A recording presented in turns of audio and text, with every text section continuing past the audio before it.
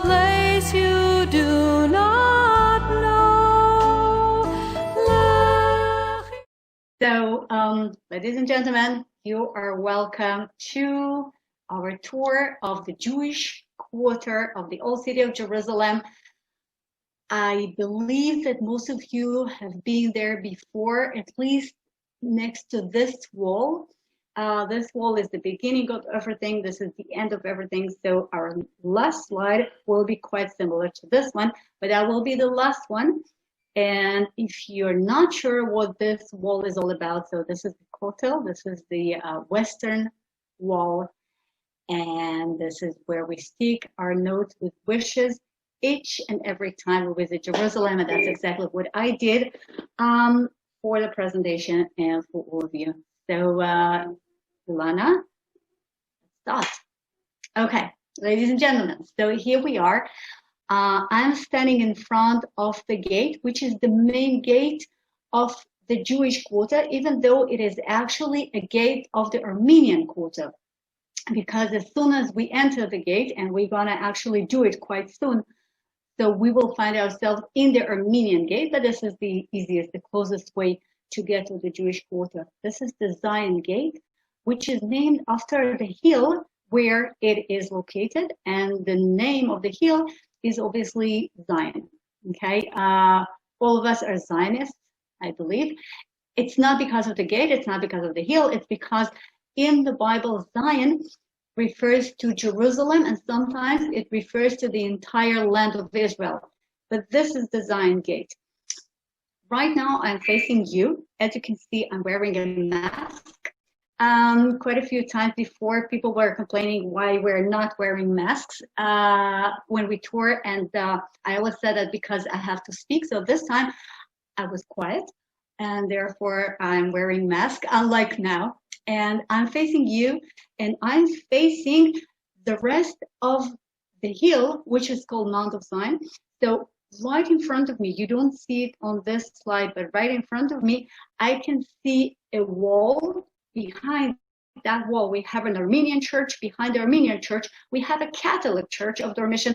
And across the street from the Catholic church, we have the room of the Last Supper. Okay, we are talking about Christianity. Most of Mount Zion is Christian. What can we do about it? But right underneath the room of the Last Supper, we have the tomb of King David, the traditional tomb of King David.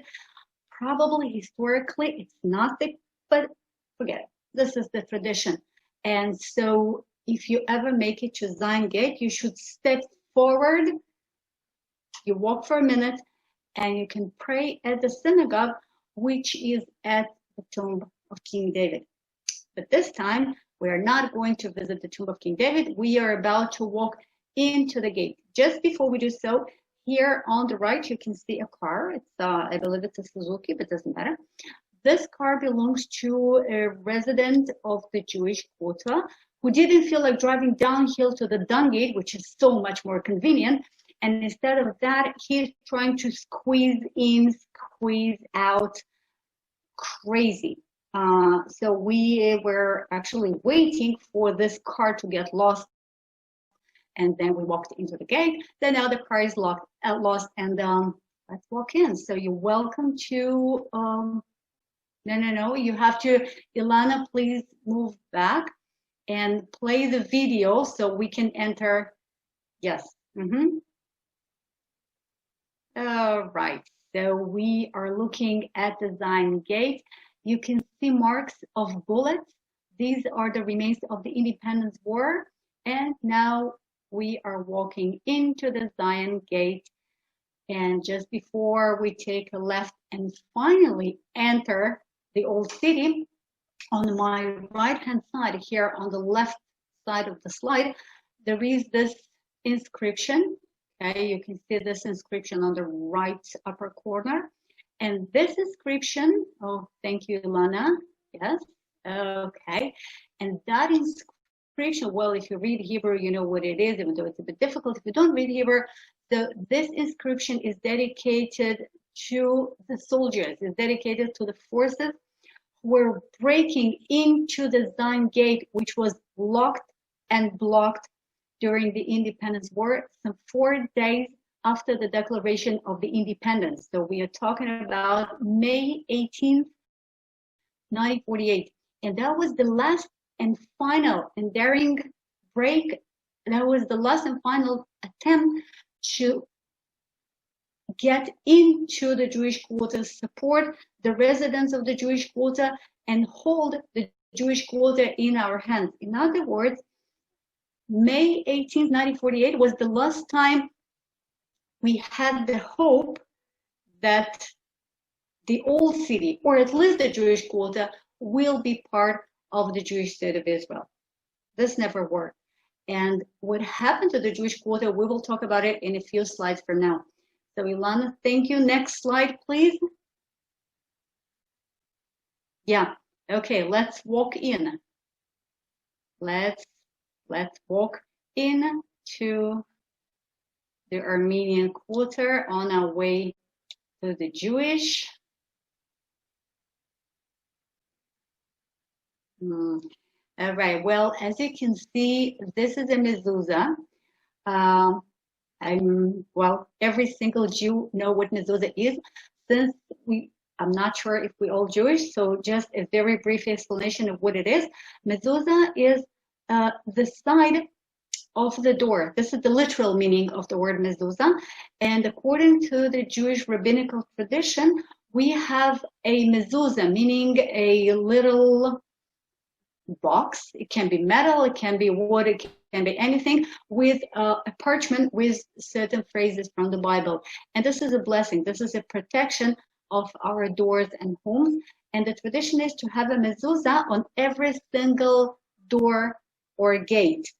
So if you're religious, you will have a mezuzah on every single door of every single room of your house. If you're less religious, so you will have one on the door of your house. And if you're more religious, so you will have a mezuzah on the gate which leads into your part of the city. And that's exactly what we have. Ilana, let's continue.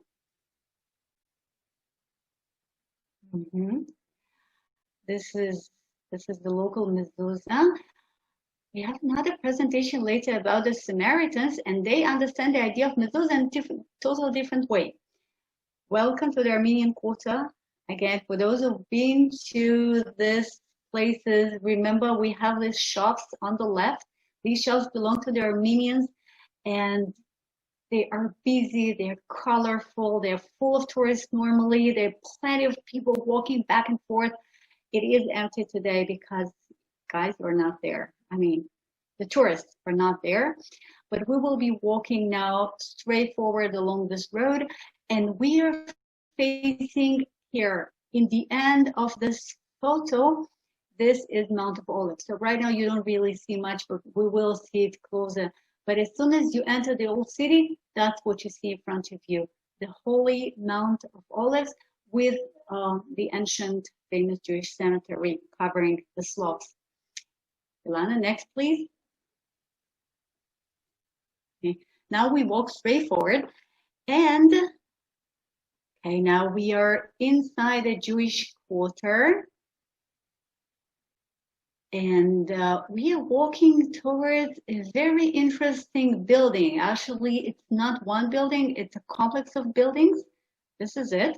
It says Arbat Batei HaKnesset HaSfaradiim. For some reason, most people, even Jews, when they visit the Jewish quarter, they never visit the 4 Sephardic synagogues. That's what it's called. Even though it's an amazing complex, I'm really curious how many of you have ever been there. But this complex is, you see, I'm standing. This is the street level today. While in order to visit the synagogues, you have to walk downstairs. The floor of the synagogue is over 3 meters, over 9 feet below the modern street level. We have various explanations to this. One of the explanations is that the synagogue, this building, which has 4 Sephardic synagogues inside, was built in the beginning of the Ottoman period, which is true. And the Ottomans, being Muslim, of course, they were okay with Jews building synagogues. They were okay with Jews praying in synagogues, but they didn't want a synagogue to be higher than a mosque. And because of that, well, the Jews wanted to have a big, nice, tall ceiling synagogue, of course, and so the solution was to have the synagogue below the street level. Okay, that makes sort of maybe. Okay, it's not for sure. And just a little reminder here, you can see above the synagogue, we have the upper part of the white dome, which belongs to the Hurva synagogue. Okay, and the Hurva synagogue, we will see it. Thank you, Ilana. We will see it later. And the Hurva synagogue is new, modern, renewed, and we can have it as high as we wish. Wait, I will make the annotate.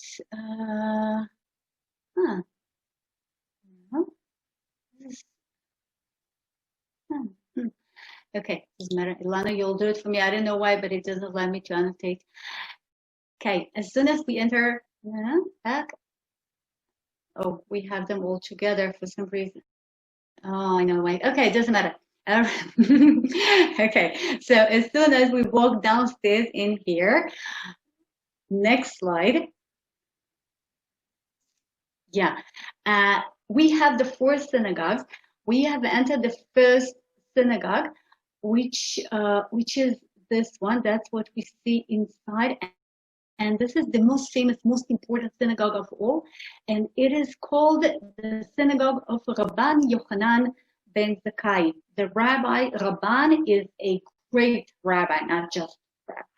So the rabbi, Yochanan ben Zakkai, Yochanan, the son of Zakkai, he was the one who realized just, the myth says days. Maybe he realized that prior. Anyhow, he was the one rabbi who understood that the temple, the second temple, is lost. There's no way we will be able to save it. He realized that the temple will be destroyed and the Jewish community will be gone.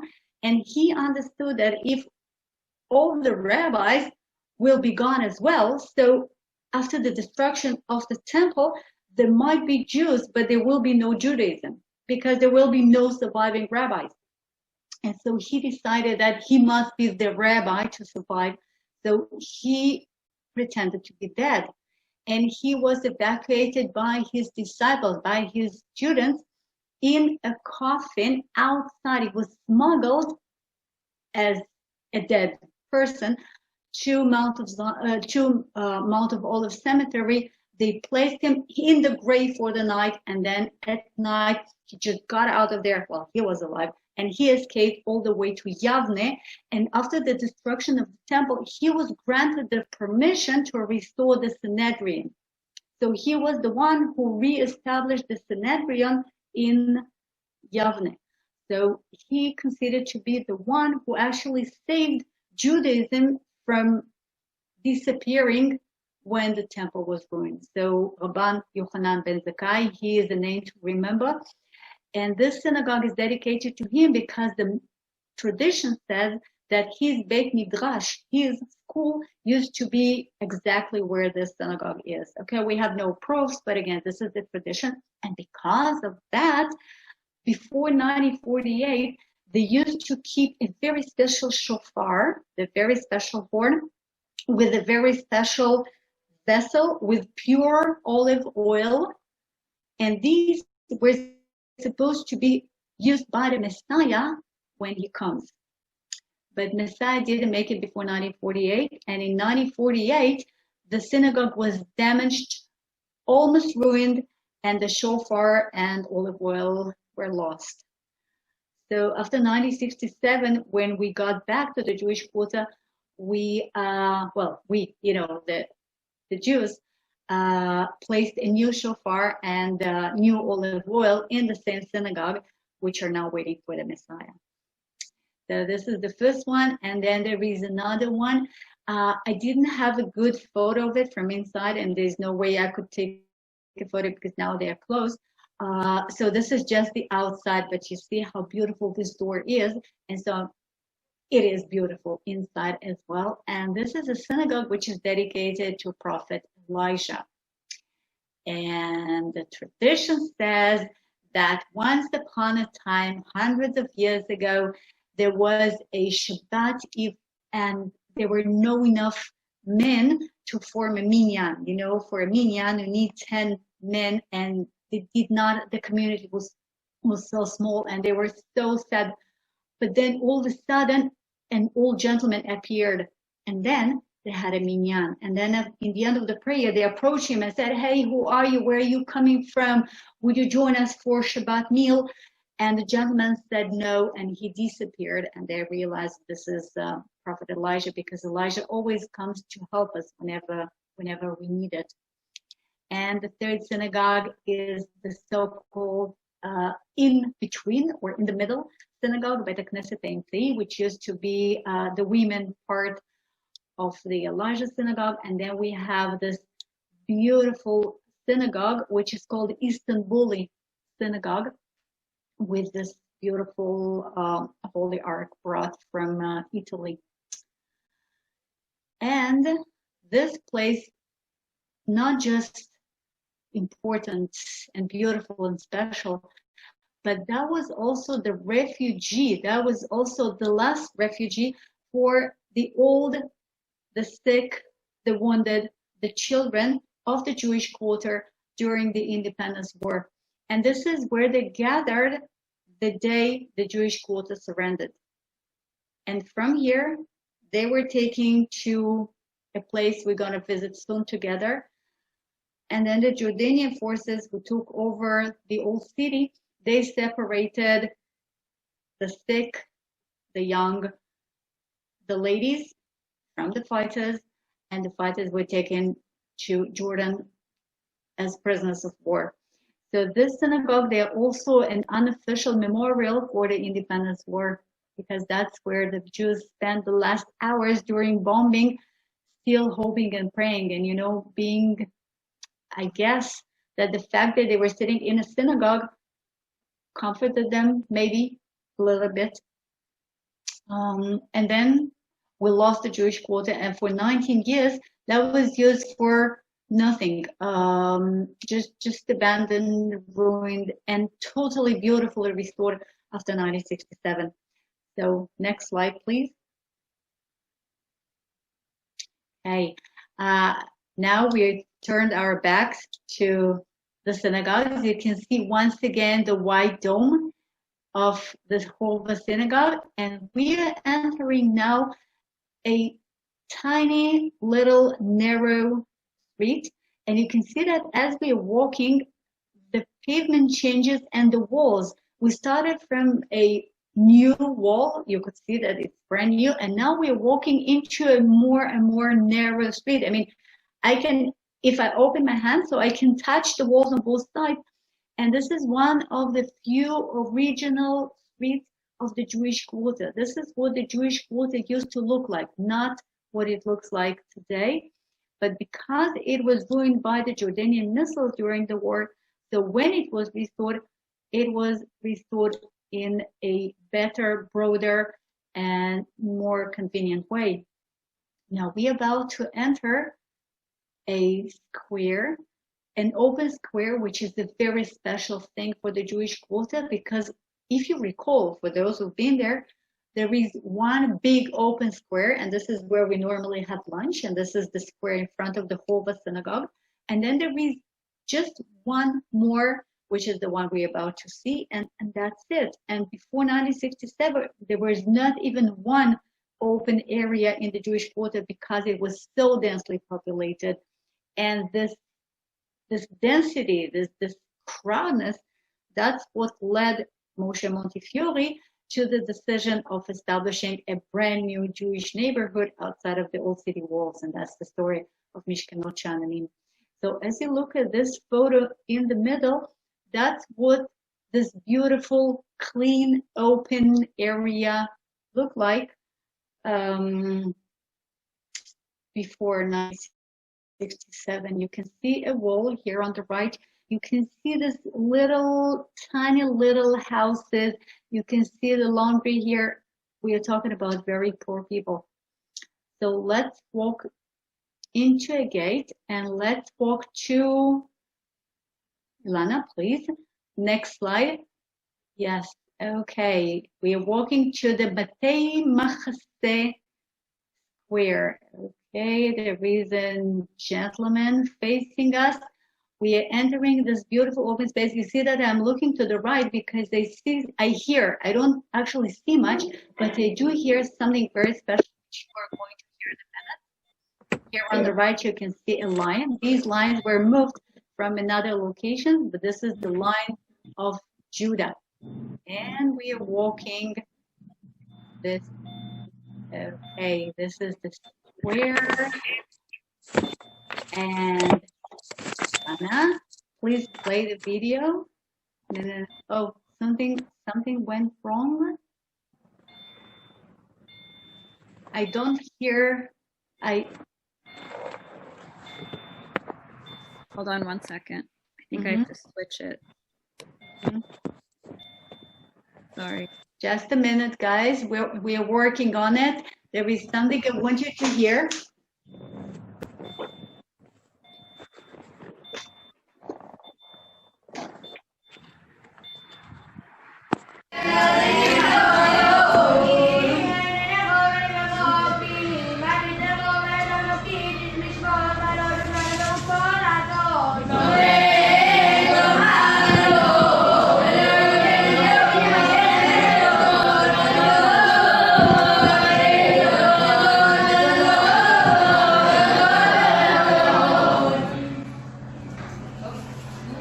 Okay, well, this chanting, you know, when I first heard it, I didn't know what it is. I mean, I don't know what does it sound like to you, but to me, it sounded like the chanting of the monks in Tibet, something I've heard when I was traveling in Tibet almost 30 years ago. And it was so amazing. And in Tibet, the Buddhist monks in Tibet, they would do the chanting for hours in a row. And I never heard it ever since. And then all of a sudden, when we entered the Batei Machase Square, we heard this. So obviously, we walked to the noise, and we saw boys, young boys. They were maybe 12, 13 years old, something like that, chanting. They were actually telling the prayers by heart. And the reason why we could hear it is because instead of sitting indoors in their classroom, which was forbidden back then. I mean, now we have kids from first grade to the fourth grade. Back then, there were no schools open at all, but the Orthodox, they did open their schools, but instead of studying indoors, they were studying outdoors. And so for the first time, we could actually hear it so well. And then the fact that we were on our own, this is a huge square, it was so special. And we were standing there, and they were chanting and chanting and chanting over and over again, so to memorize the prayers. It was such a special, moment for us. So I hope you enjoyed it. So now the Batei Machase, thanks Ilana. The Batei Machase are this. You see, Batim are houses, and Machase is a refugee, meaning that in the end of the 19th century, an Orthodox Jewish organization approached Baron Rothschild. And those of you who are familiar with the symbol of the Rothschilds, so you can see that this is it, the 5 eras. Wait a minute, no, Ilana, we don't need it yet. Okay, thanks. So the 5 eras hold by one hand, and then we have the integrity, the diligence, and the unity. Okay, these are the 3 words which were the most important for Rothschild family. So the Jewish Orthodox organization of Jews from Holland, from Netherlands, and Deutschland, it's called Hod in Hebrew, Holland and Deutschland, they approached Rothschild, not our famous Baron Rothschild, not the one who is buried in Zichron Yaakov. It's another relative of the same family. And Rothschild donated part of the money, part was donated by wealthy Jews in Netherlands and Deutschland, and they built this beautiful house. Actually, that was the most beautiful house in the entire Jewish quarter. It is still, I would say, one of the most beautiful, if not the most. Anyhow, so that was meant to belong to the poor Jews. Sort of same story as Mishkenot Sha'ananim, but inside the Jewish quarter. But somehow, even though it was meant for the poor, so very fast it became, for the wealthy instead of the poor. While the poor, they built little shacks, little houses in front of the building, covering the whole square you saw before. And I will say something about it in a minute. Right now, it belongs to an Orthodox school for boys. So normally these doors are open and the windows are open, and we have plenty of boys inside. And if you make it at the school break, so all of them are playing soccer in this open square, which was not an open square again before the Jewish quarter was restored. Now, in front of the building, Ilana, please, next one. In front of the building, we have this pillar. This pillar is quite impressive, very big. And the most important and special thing about it is located here. Ilana, we need next slide. Oh, right. So right here, down here, okay, where the red arrow is, it's a bit hard to see, but if you look carefully, you will see that there is a V here, and then there is an I, and I, and I, and I. Okay, we have a V and 4 I's. It's not V and I.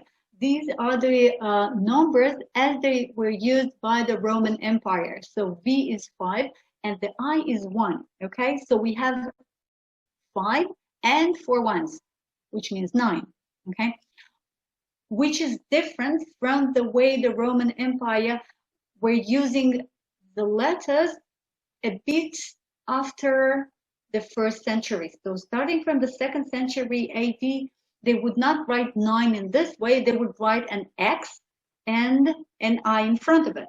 Okay, which means that this inscription and this pillar was made before the 2nd century AD.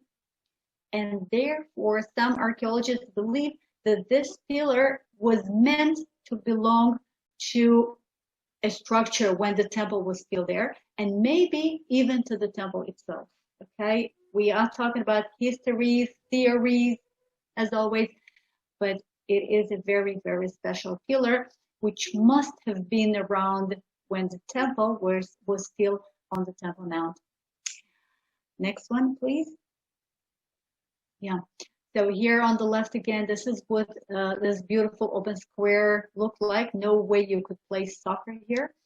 And this photo is located right next to the pillar. And what you see here is a Jordanian soldier, and you can see people poor, definitely miserable, with their backs to him. That was the request. And this is the moment of the surrender of the Jewish quarter. The population of the Jewish quarter, when they surrendered May 28, 1948, was about 1,400. Most of them were old people, women, children, very few fighters, very few soldiers. Among the fighters were men and women alike. When the Jewish quarter surrendered, the Jordanians wanted to separate the fighters from the non-fighters, and obviously they placed the young men aside. Now the women fighters, they said, we were fighters as well. We want to be with them. We were fighting together. And the Jordanians didn't want to accept them as prisoners of war because what? We, the Jordanians, we were fighting women? No, this is no good. And so only men were taken as prisoners of war, while ladies were sent through the Zion Gate together with the sick and old and young towards the west part of Jerusalem. And that was it. That was the end of the Jewish quarter for the next 19 years. The prisoners of war spent 9 months in Jordanian prison. They were actually very well treated. They were well fed. They had Hebrew classes. They had dancing classes. They were more or less left on their own. And after 9 months, they were exchanged for the Jordanian prisoners of war. But the Jewish quota was Jordanian for 19 years. Next one, please. Okay, this is once again, this is the inscription which I've showed you in the beginning. And this is the last attempt to save the Jewish quota performed by the Palmach fighters. They made it through, but they could not stay there, and there were not enough people to support and keep the Jewish quota. Next one, please. All right, so now we are on our way to the next stop, which is a very sad one indeed, but we have to visit it. Here, we literally take a left and right around the corner, here on our right-hand side, you will see the common grave. It was very recently restored, so if you've been to Jerusalem before the pandemic, which is definitely true, you may remember this place. That inscription on the right wall was here, but what you see on the floor now was placed just recently. So this is the common grave of 48 people, fighters, and elderly people who passed away during the battle, because, you know, traditionally, you should not bury dead inside the city walls. You must have a cemetery outside of the city walls, and that's why Jerusalem was where it is, while the cemetery was on the slope of Mount of Olives. But at some point during the battles, they could not take the dead outside. They had to bury the dead inside the walls. And then there was a special rabbinical permission to bury the dead inside the Jewish quarter, because there was no other choice. So they were buried in the common grave, 48 Jews. And when the quarter surrendered, they had to leave the grave behind. The Jordanian commander, Abdallah Etal, the one who signed the agreement with Moshe Dayan, the one who actually drew the green line, he personally promised Moshe Dayan that this grave will be protected and cared for. And 19 years later, when the Jews came back and found the common grave, it was very clean, very well kept and protected. Okay, so we have to admit that the Jordanians kept their promises. And then the dead body were evacuated and buried in a very special and very big and very moving ceremony on Mount of Olives. So now we have this common grave, which is only a memorial. There are no graves today in there. Next slide, please.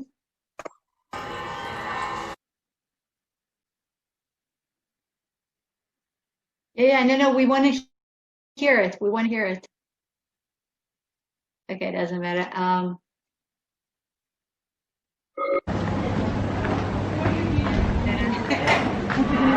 Okay, forget it.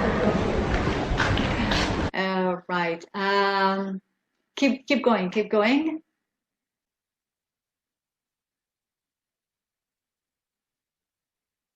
The sound is playing. Can you not hear it? No.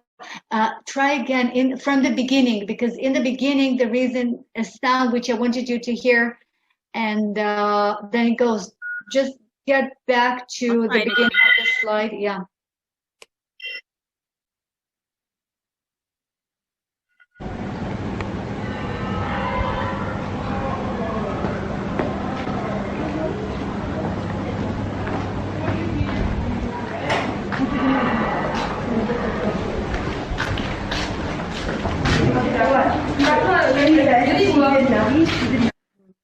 Okay, well, I'm not sure you could hear what I wanted you to hear, so I will tell you what it was.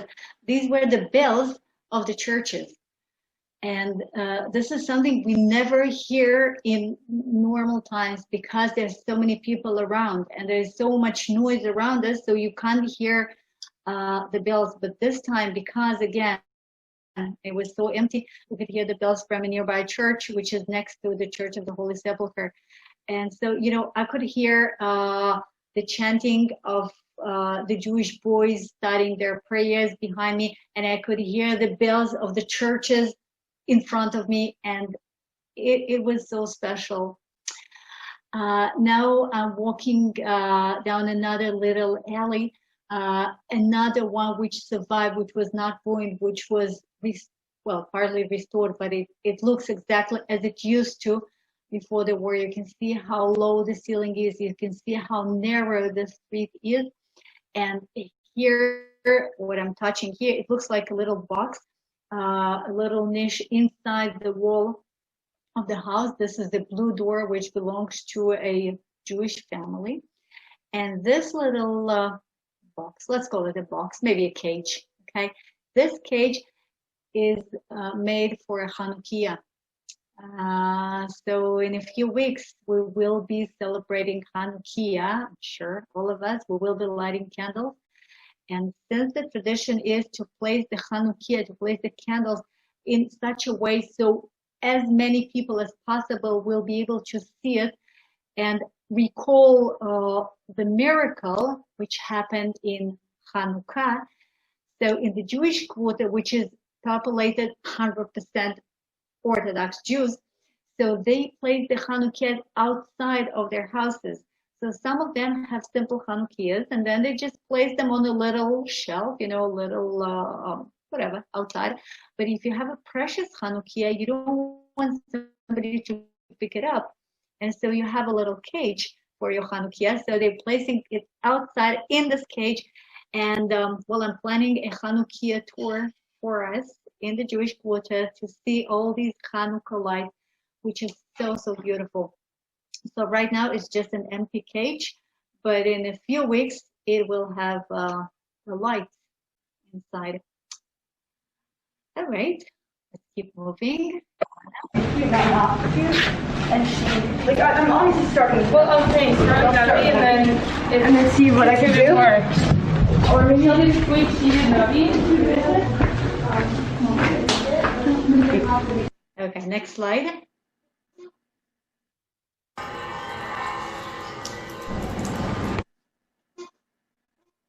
Yeah, okay, video. Ilana, can you please play the video? Okay, this is another edition, a brand new corner with some of the beautiful finds in the Jewish quarter. And now we are approaching maybe the most famous, second best after the Kotel, and this is the Cardo down there. This is the open air part of the Cardo, and the Cardo being, of course, the main central street of Jerusalem in the Roman and Byzantine period. So normally we would be walking downstairs and into this locked gate on the right, and then we will have the best shopping in the Jewish quarter. So today there is no shopping. We will just take a look at where we were supposed to go shopping. And here, right above the corner, we have a coffee, which is where we normally get coffee, which is even open, to see which is special. And here on the right, we have a hummus, which is closed. Well, here, up here on the right, that belongs to the Chabad. Okay.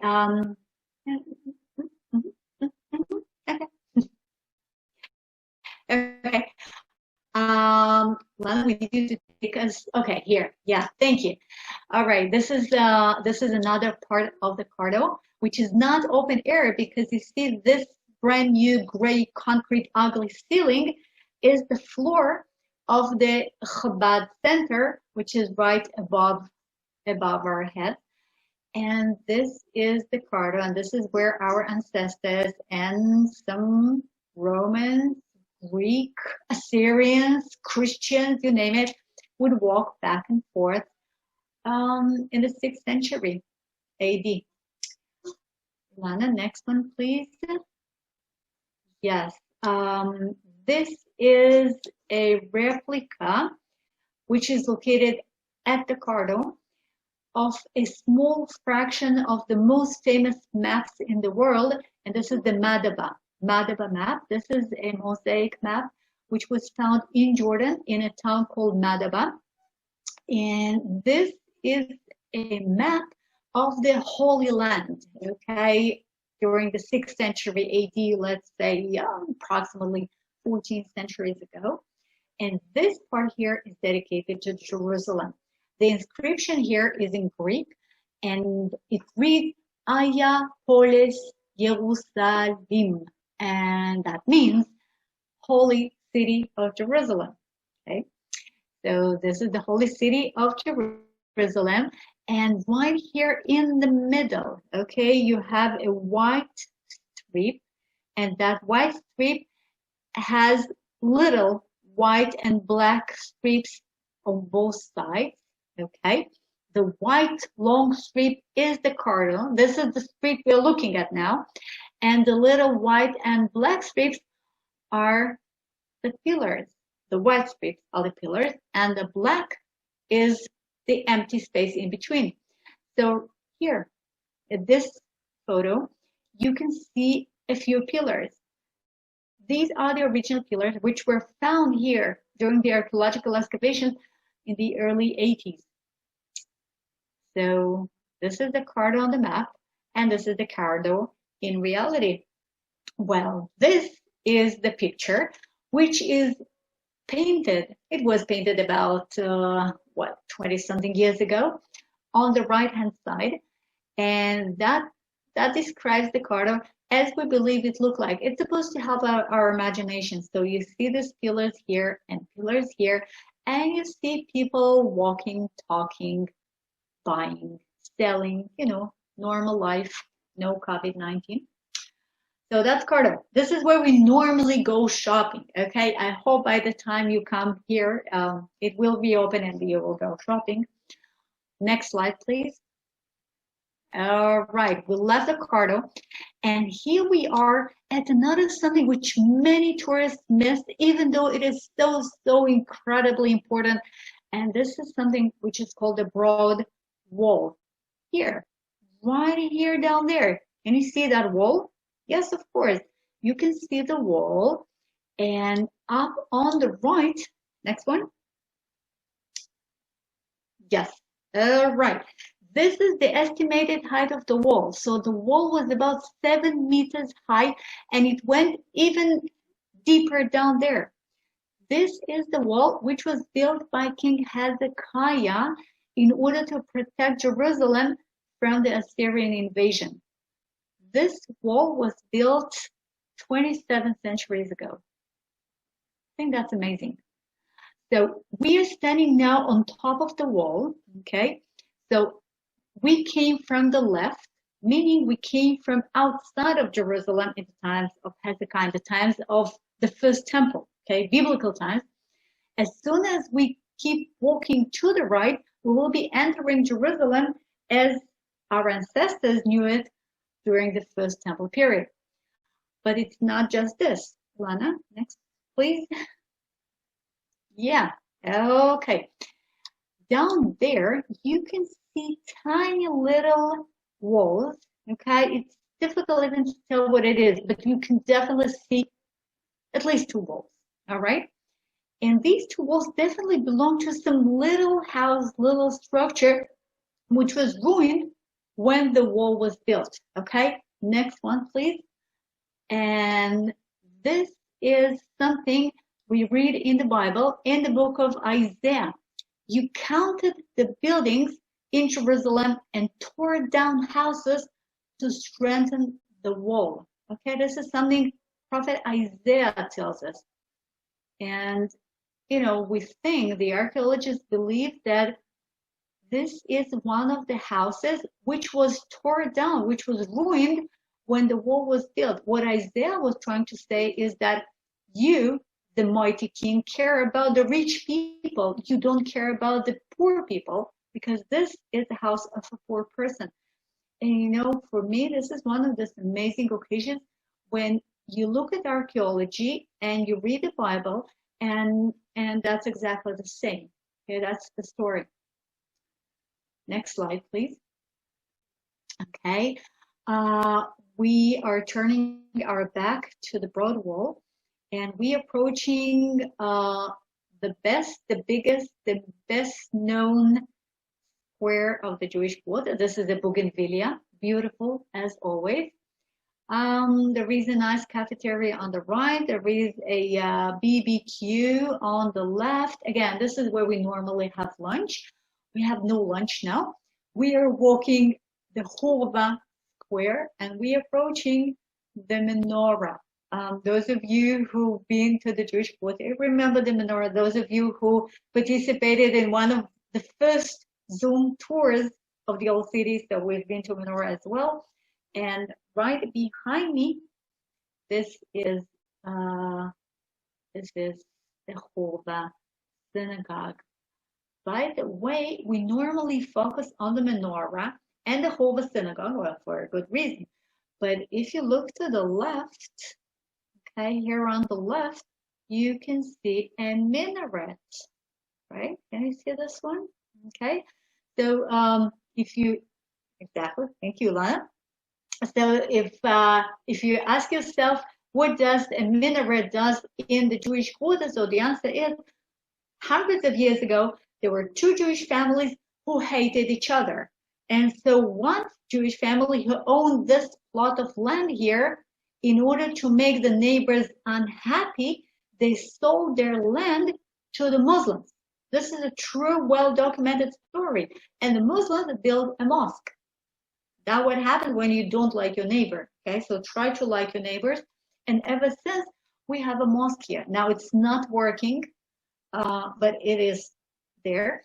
And about 2 years ago or so, we were announced that the Jordanian Waqf, the Jordanian Muslim authorities, decided to renovate the mosque and reuse it again. It didn't really happen, but theoretically they have the right. Okay, so that's the mosque.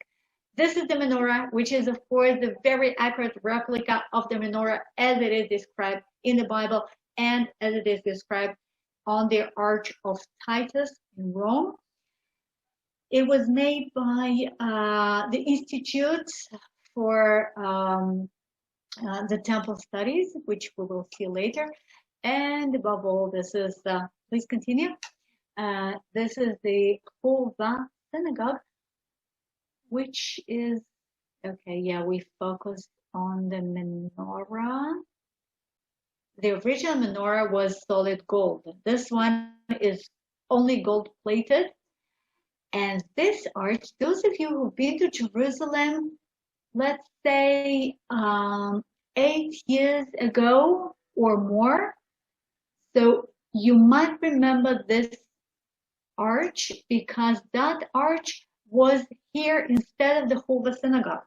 The Hurva Synagogue was built, well, in a few stages, but it was built during the 19th century, and then it was ruined by a missile during the Independence War. And then nobody restored it because, you know, it was Jordan. Who cared? 1967, we came back to the Jewish quarter, and obviously we wanted to restore the Hurva Synagogue. So there was a competition among the architects, and then one project was accepted, and then they started renovating the synagogue, and then the architect passed away. And then the project was terminated, and after a while, the municipality of Jerusalem decided that, you know what, it's better this way. And so instead of the Hurva Synagogue, they built the arch. Okay, it did not survive. It's not the original one, but they built the arch as a memorial for the Hurva Synagogue and for the war, and that was it till about 8 years ago.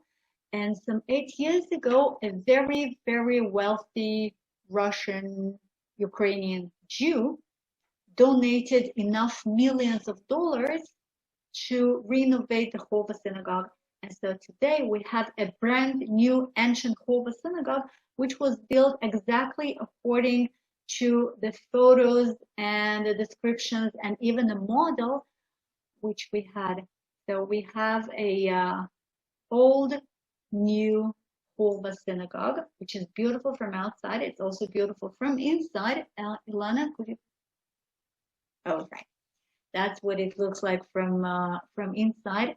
As you can see, it is full of Jews praying for Sukkot. The photo was not taken this year. It looked completely different this year, of course. So this is the lower part, which is open for prayers for men, and it is open for visits in between the prayers. While up here, this is the Ezrat Nashim. This is the ladies section, and then ladies can stand up there and look at the guys praying below, and it is just beautiful. And again, whenever you can visit, we shall. Next one, please. All right, right across the whole square, there are two synagogues which are very, very different. And again, somehow most tourists just miss them, okay? So I will say just a few words about each one of them. So this one on the left, you see exactly where I'm touching the gate. This synagogue belonged to a fraction of Judaism, which used to be very, very abandoned, and then little by little they sort of disappeared. So there are very few of those. They are called Karaim. Karaim, that comes from Mikra. Mikra is one of the words for the Bible, and Karaim are the Jews who read the Bible only. Okay, they don't accept the Midrash, the Mishnah, the Talmud, their rabbis, nothing of those, okay? They believe that the Bible should be read and understood as it is. And therefore, their traditions, their behavior is quite different from the usual Jewish rabbinical behavior, okay?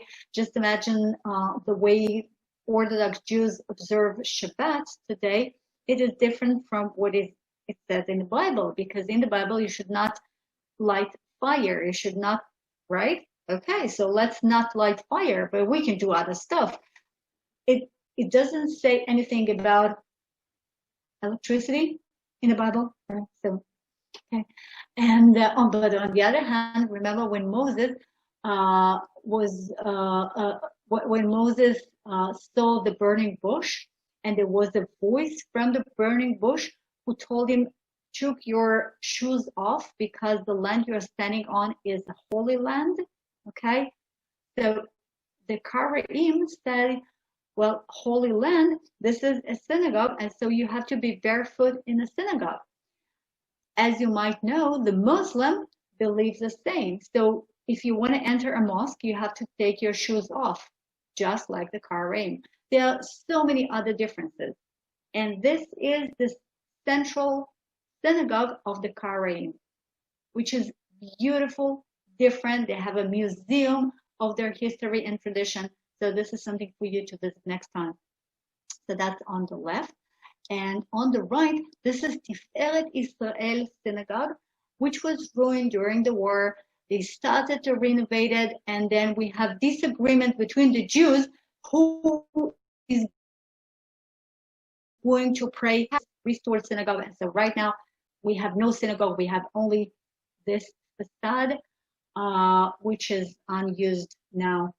But it is amazing. Ilana, next one, please. Yeah, that's what it looked like before 1948. That was the biggest and the most impressive synagogue of the Jewish Quarter. It is incredible how big it is comparing to all the rest, right? This is the Tiferet Israel synagogue we saw now. And Ilana, next one, please. All right, that's what it looked like in the end of the Independence War. Okay, it lost the dome. Well, you see for yourself. And then it was renovated to the way it looks now. Next one, please. Okay, downstairs, we are walking running downstairs from the Karaite Synagogue and the Tiferet Israel Synagogue, facing the Hurva Square. And next one, please. Yeah, we are on our way to the Kotel. Here we have a famous falafel on the left, and here, Lana, okay, thanks. Okay, and here, this wall right behind me belongs to a, yeah, all right, thank you, that's it, amazing. So this wall behind me belongs to a Crusader period building. Well, not the wall itself, what is behind it. And during the Crusader period, there was a church and there was a hostel for Catholic pilgrims.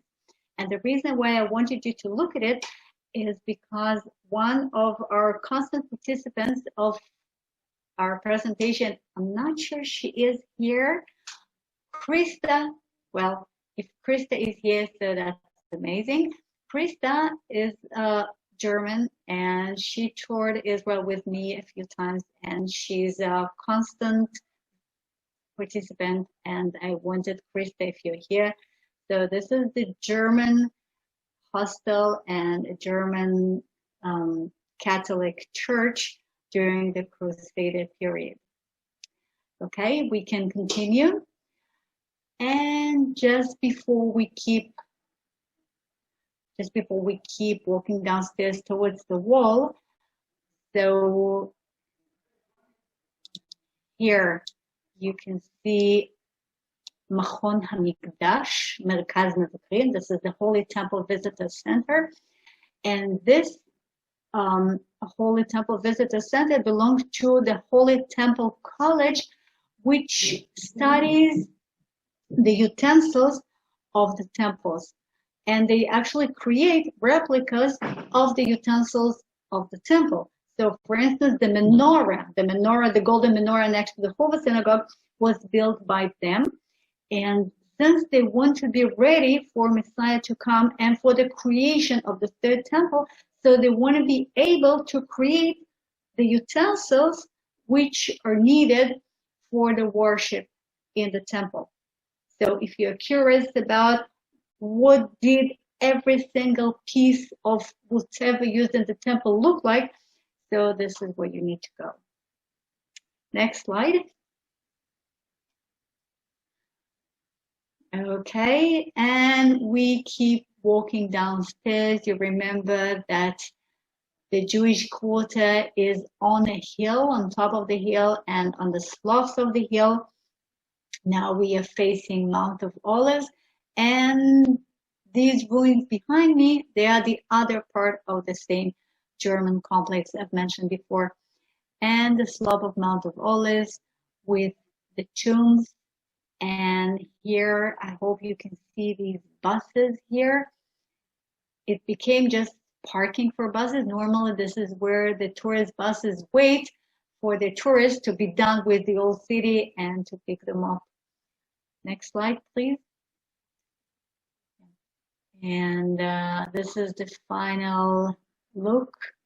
Silwan and the Temple Mount and the Al-Aqsa Mosque and the Golden Dome and the bridge which is used by non-Muslims to ascend to the Temple Mount.